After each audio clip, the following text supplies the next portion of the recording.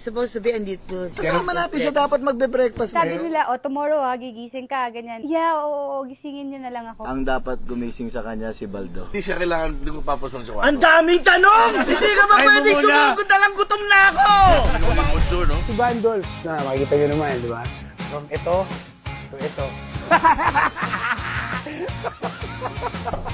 Ate, Huwag mo papapasukin, sabi ko sa mga tao ko. Ano nangyari? Hindi ka umabot kay ate. Halfway yung kurtina para Buksan mo na yung kurtina pa. 5 minutes. Ate ha. Sino ba talaga makakagising kay Ate Claudine? Magligising na rin.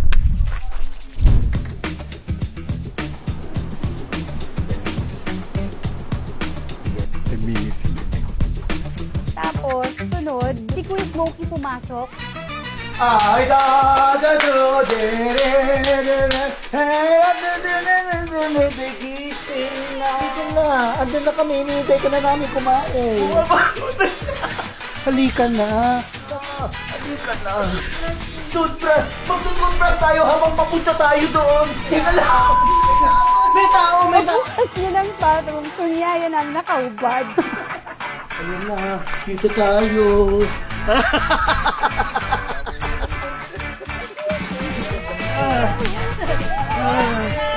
Oo, dada. Maribol sila pag ako.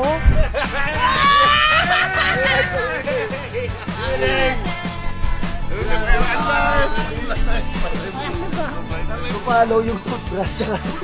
Hindi ako sigurado paano ako nakarating dito. Pero alam mo, pinuntahan ka ni Baldo? Hindi. Ate, nagkita, naramdaman mo man lang ba? puro kalalaki ng katawan. Si Gio, anong ginawa niya? bota mo. Wala ka rin kwenta. Dried fish, kanin ka. Ngayon ang babait nyo.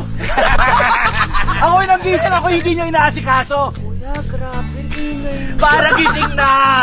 Alam mo, kuya, kung di kita, kuya, nasampal na.